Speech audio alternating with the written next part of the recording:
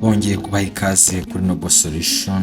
Iyi ni ya channel yanyu cyangwa se yacu tuganiriraho ibigira cyangwa se ibidufasha muri ubuzima bwa buri munsi. Tukwifurije n'ihirwe ibintu byose berekejeho amaboko, Imana igiye yibaheramo umugisha.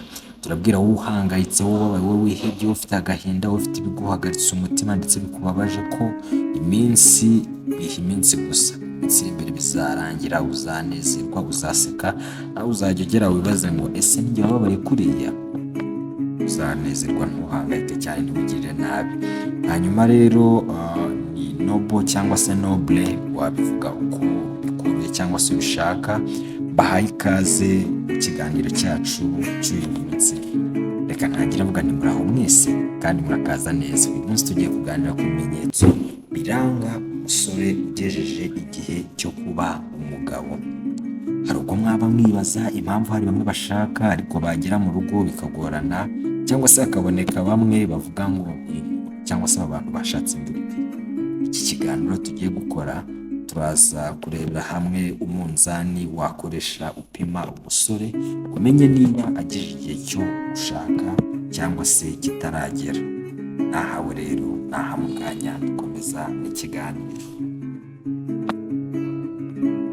Ikaze rero cyane. Umunsi tugiye kurebera hamwe ibintu birindwi ibyo turuganireho byonyine, nubwo ari byinshi ariko uyu munsi turavuga ku birindwi byonyine wapimiraho cyangwa se wareba umusore yaba abyujuje ukavuga uti uyu muntu ageze igihe cyo kubaka urugo cyangwa se umuryango.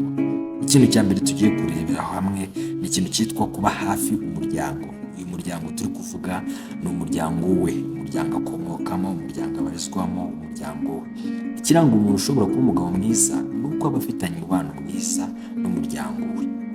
Abagore benshi bemeranya ko kugenzura uko umugabo abanye n'umuryango we bishobora kukwereka uko azitwara mu rugo cyangwa se umuryango mushya azashinga.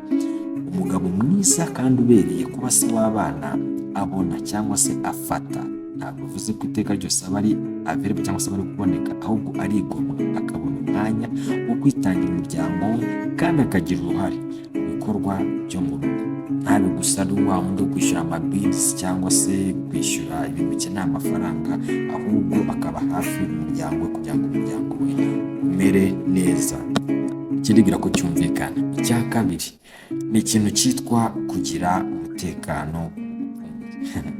Rimwe na rimwe iki kintu kenshi bamwe mu basenga cyangwa se mu nsengero hari igihe bakirengagiza, no mu buzima busanzwe hari igihe tutacyitaho, ariko iki kintu ni ingenzi cyane kwita cyangwa se kuganira ku bijyanye n'ubukungu.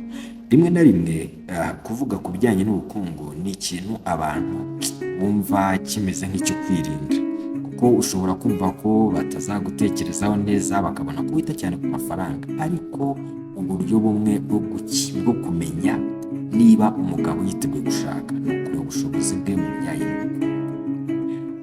PhD witwa Tina Tessina ni umuganga w'imitekerereze ukomoka muri California, asobanura ko n'abagabo bafite igihe cyabo cyihariye kiri biologike ariko ntikimeze kimwe n'icy'abagore. Abagabo benshi bahitamo kubanza gushyira imbere cyangwa se gupanga, kugena umutekano wabo by'imari mbere yo kubaka. Niba agifite ikibazo cyangwa se agira ibibazo mu kwishyura amabisi, uwo mugabo agifite ibibazo nk'ibyo ngibyo, ntabwo yapfa kwiyongereraho undi mutwaro. Ntabwo umutwaro wa mbere waba uri kumunanira ngo yongereho undi mutwaro wo kubaka urugo. Hari ibyo agomba kuba yarakemuye cyangwa se hari ibyo agomba kuba yarashyize ku murongo kugira ngo abashe kubaka urugo. Ukiri muri ibyo bibazo rero biragoye ko yaba yiteguye vuba. Icya gatatu, uwo muntu agomba kuba ari mukuru. Ubwo turi kuvuga wa musore, uwo musore agomba kuba ari mukuru kandi afite intego. Hari umwanditsi witwa Epo Masini, ni impuguke mu bijyanye n'imibanire, akaba n'umwanditsi, yanditse igitabo cyitwa Date Out of Your League. Asobanura ko igihe umusore yiteguye kuba umugabo wawe, azitwara nk'umugabo nyine, agira gahunda z'ejo hazaza, akakwereka inshuti n'umuryango we, ntatinye kukubwira uko umunsi wamugendekeye, kandi afata umwanya wo kumva inkuru zawe n'ibyiyumviro byawe. Inkuru z'uko umunsi wamugendekeye, byagenze neza, byagenze nabi, byose wumva nyine ari ugomba gutegura kuba cyangwa se kugejeje igihe cyo kuba wibuke ko urugo n'ubukwe biratandukanye. Hari abantu bakora ubukwe ariko nta rugo bafite. Rero twebwe hano turi kuvuga uwiteguye kubaka urugo, apana witeguye gukora ubwo bukwe ufite amafaranga wahita ubukora, abantu yaguka gukora ubukwe biroroshye, ariko urugo ni ikindi kintu, wenda tuzabiganira ikindi gihe ni mu bidusaba, cyangwa se tukomeza kubona ko biri ngombwa cyane ko hari ibiganiro byinshi biri kugenda mudusaba. Umuntu mukuru agaragara mu buryo aguha umwanya mu buzima bwe kandi akubahiriza imbibi z'ubuzima bwite bwawe. Urugero, ushobora gusangira nawe inkuru zose ushaka, cyangwa ugahitamo kugumana ibanga ku bintu utifuza gusangira nawe cyangwa se utifuza kumubwira, ibyo ntabigira ikibazo. Mbese aguha space, aba yumva ari mukuru, aba afite intego z'icyo ashaka, icyo aba akeneye ari ukubaka urugo, ntabwo icyo aba atinzeho cyane ari utwo dusitiri cyangwa se ibyo biganiro.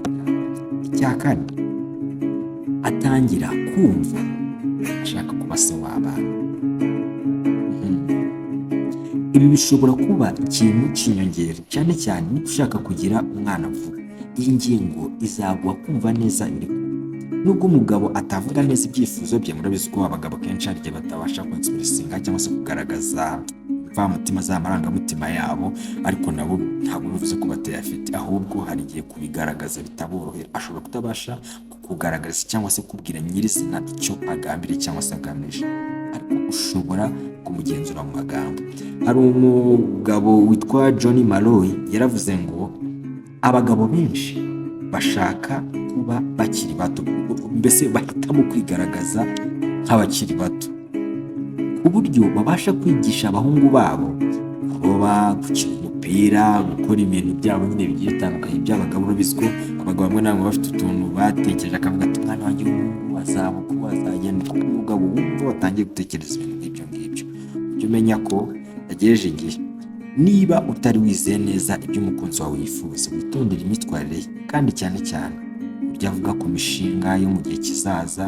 Niba uratanga amasezerano adatanga igihe cyayo, ashobora kuba atifuzamo kuba by'ukuri yashaka. Icyo gihe niba ubona nta gahunda ihamye, kuko hejuru wabonye ko twavuze ko umugabo agomba kuba afite intego, kandi intego iyo ari yose igomba kuba ifite imirongo ihamye igihe ndifuza ko byenda uko agomba kuba bifite. Rero uzabona atabifite, uzashyiraho akabazo. Ashobora kuzaba ataritegura kuba se w'abana cyangwa se atiteguye kuba umugabo wubatse urugo. Uzamufose, uzawushyiraho igitutu, abataritegura batarageza igihe, ariko watangiye kuvuga ku muryango, atangira kugushyiramo abana tuzabyara, abana tuzageraho, ibyo tuzakora.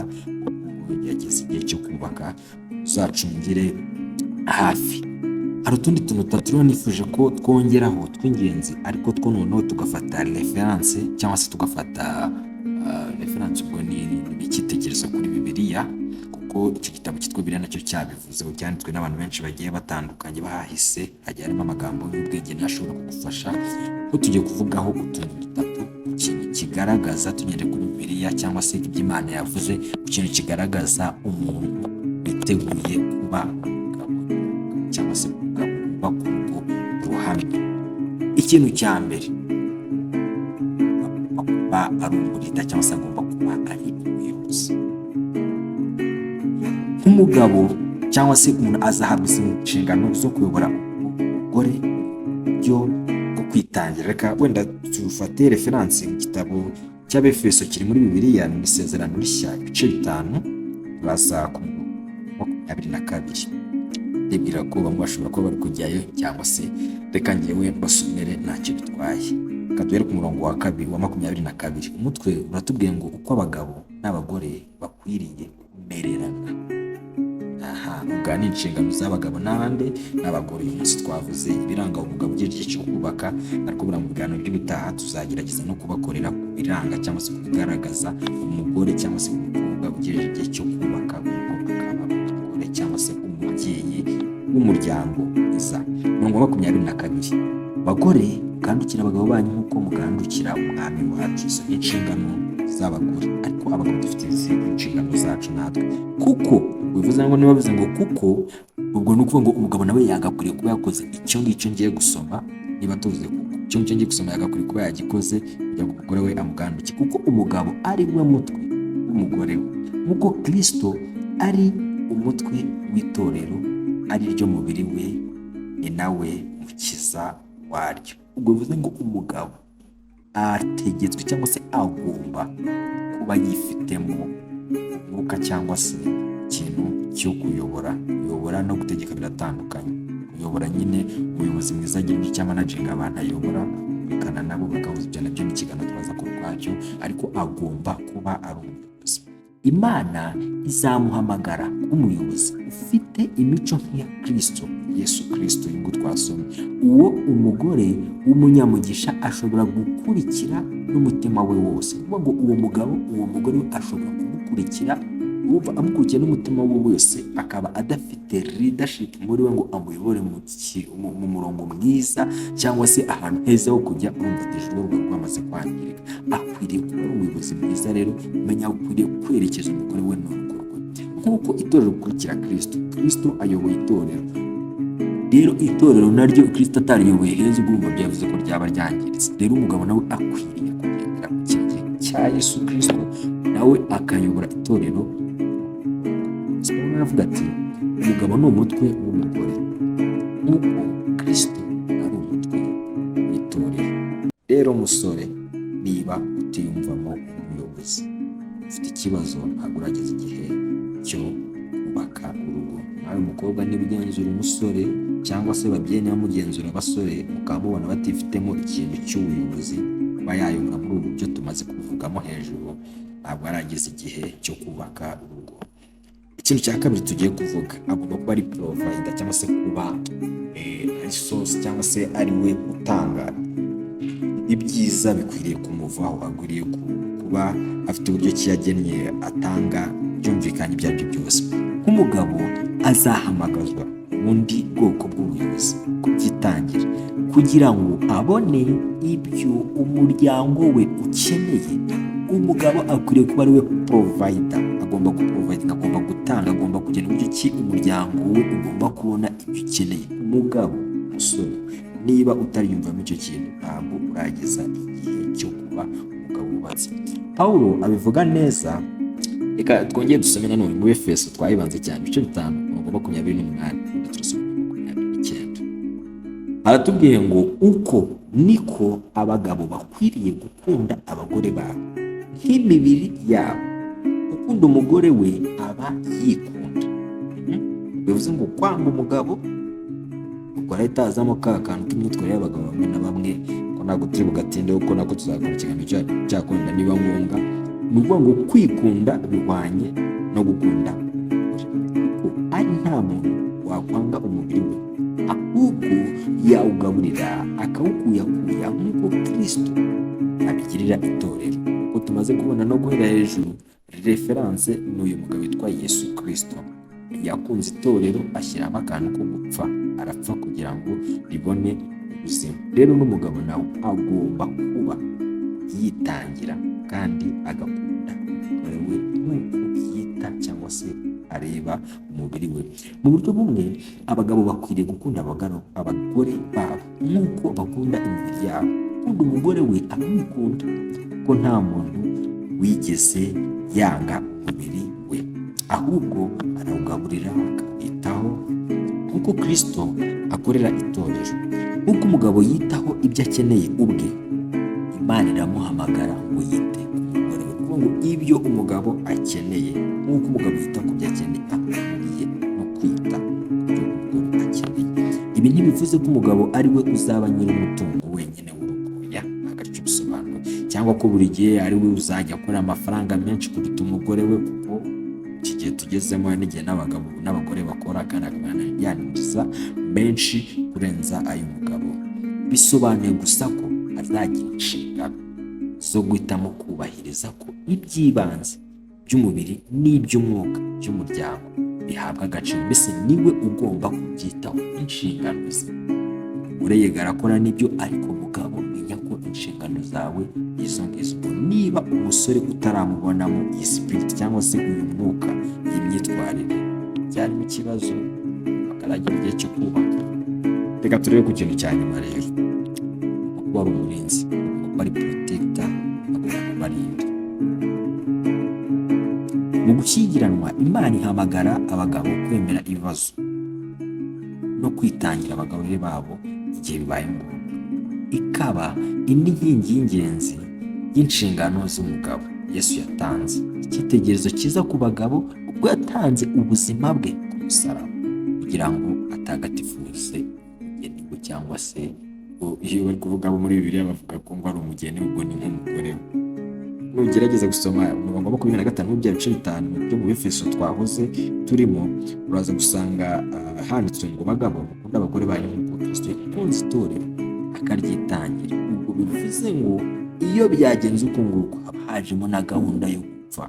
Umugabo mu nshingano ze ntabwo harimo ko umugore ugomba kujya imbere ahasaba imbaraga cyangwa se ahasaba ubutabazi. Ahasaba ubutabazi umugabo wowe niwe ufite inshingano zawe. Niba umusore cyangwa se ukabana n'abantu bagufata nk'umusore batekereza ko ugejeje igihe cyo gushaka, ukaba udafite uyu mwuka muri wowe, hagira igikoma ukatuvuga uti bakobwa nimugereyo ugahunga ati hagira igihe cyo kubaka nze utuze twige nugera igihe uzubaka. Reka dusome Yohana kuko hano bakomeje basoma ngo bityo ngo adukingira urubanza rw'Imana rw'iteka ryose. Kuko ngo hari ibintu bishobora kuza bigamije kugira icyo byangiza mu muryango, ntibikwiye bitaragera ku mugabo, kuko umugabo ni ugomba kuba protector umugore we. Abajya barinda abakomeye bajya basobanura ko ngo kizira ko urinzwe yagira ikibazo abamurinze bakiriho. Yes, ubwo rero nawe mugabo ukwiriye kwitangira umugore plutôt wawe muri byose.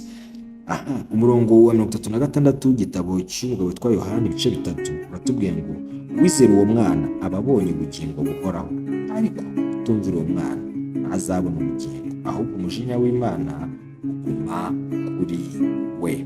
Umvira uwo mwana ninde bavugaga? Uyu mwana bavugaga ni Yesu. Ngaho wenda ari kuzamo cyane ko dushaka kubwira umugore cyangwa se umukobwa utumvira nguwo umva ko harimo ikibazo cyane, ko reference turi kwifata kuri Yesu Kristo ndabona ngo tuzabageraho.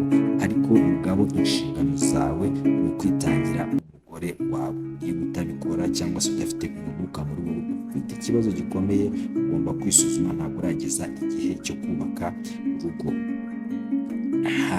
Ribira ko byumvikanye.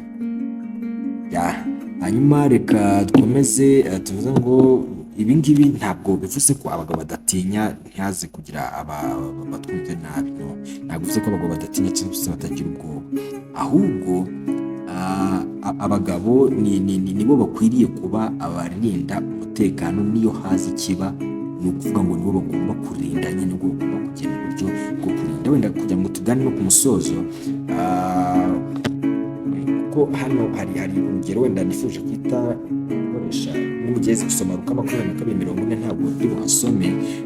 Uyu mugabo witwa Yesu Kristo agiye gupfa yasabye abagabo bari bari kumwe batatu, aravuga ati muze tujyane ku musozi tujyane gusenga. Ubwo kugerageza kwihutisha, yabonaga ibyo agiye kunyuramo bikomeye kandi biruje, aravuga ati noneho iki gikombe kindenge. Yari yabonye ko bikomeye, nubwo ubwoba bwakwigaragaza bitewe n'ibintu biri kuza, ariko byanze bikunze ugomba kubigenza. Reka dusoreze kuri urugero hanyuma tuve mu kiganiro cyacu cy'uyu munsi. Twifashishe inkuru y'umubyeyi. Hari umubyeyi ngo mu minsi yatambutse yagiye guca urubanza, aca urubanza rw'umwana we. Umwana we yakoze amakosa, urubanza cyangwa se mu nshingano ze yagomba guca urubanza rwo gupfa kuri uwo mwana bitewe n'amakosa yari yakoze. Umubyeyi ngo ndagira ngo numvikashe inshingano z'umugabo nyamugabo. Umubyeyi yagiye mu ntebe y'ubucamanza kuko ari agomba gucira urubanza umwana we n'umugore n'abaturanyi bahari, aca urubanza nk'uko yagakwiye kuruca rw'uko umwana we agomba kwicwa bitewe n'amakosa yakoze cyangwa se yakoze. Birangira abari mu rubanza bose amaze guca urubanza basohotse, ahita agenda abwira umwana ati ngaho tahana na mama wawe ujye mu rugo, ubu nibyo ugiye gupfa mu cyimbo cyawe kuko ndi umubyeyi. Umubyeyi igihe cyose akwiriye kuba ari urinda umuryango we. Umugabo rero kurinda ni mu nshingano zawe. Nibyo twari twifuje kuganiraho uyu munsi. Wenda hari n'ibindi byinshi, nawe ushobora kuba ufite ibindi watwunganiramo, ibindi wabonye nawe wenda tutavuzemo hano, wabidusangiza hasi muri comment. Ibindi mwifuza ko tukoraho nk'ibiganiro mwabitubwiraho. Tubifurije ishya n'ihirwe mu mirimo yose mukora, mukomeze kugubwa neza. Reka tuvuga ngo bayi bayi, uzahirwe mujye muhaha muronke iteka ryose. Ibiganiro byacu naho utaha.